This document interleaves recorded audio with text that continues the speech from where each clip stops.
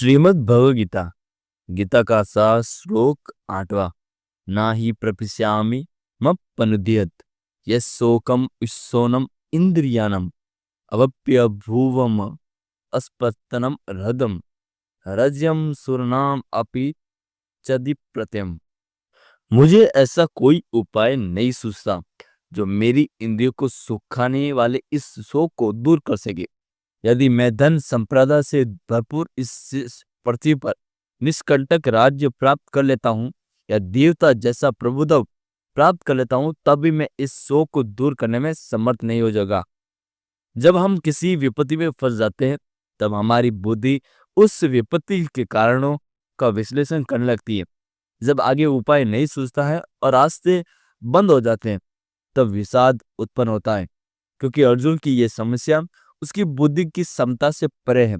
उसका अलौकिक ज्ञान उसे दुख के महासागर से निकालने के लिए अपर्याप्त है। भगवान श्री कृष्ण को गुरु के रूप में स्वीकार कर अर्जुन जब अपनी दयनीय दशा प्रकट करने के लिए अपना हृदय उनके सम्मुख उड़ेल देता है, अर्जुन की इस दशा को उत्तम नहीं कहा जा सकता है। कभी कभी हमें भी अपनी जीवन यात्रा में ऐसी परिस्थितियों का सामना करना पड़ता है। जब हम सुख की कामना करते हैं, तब हमें दुख मिलता है। हम ज्ञान प्राप्त करना चाहते हैं, किंतु हम अज्ञान के अंधकार को दूर करने में समर्थ नहीं हो पाते। हम सच्चा प्रेम पाने के लिए तरसते हैं, किंतु हमें बार बार निराशा मिलती है।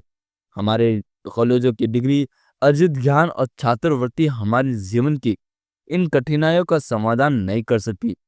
हमें जीवन की उलझनों का समाधान करने के लिए दिव्य ज्ञान प्राप्त करने की आवश्यकता होती है।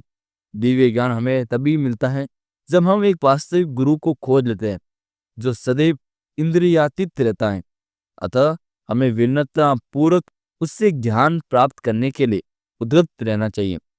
अर्जुन इसी मार्ग का अनुसरण करने का निर्णय करता है।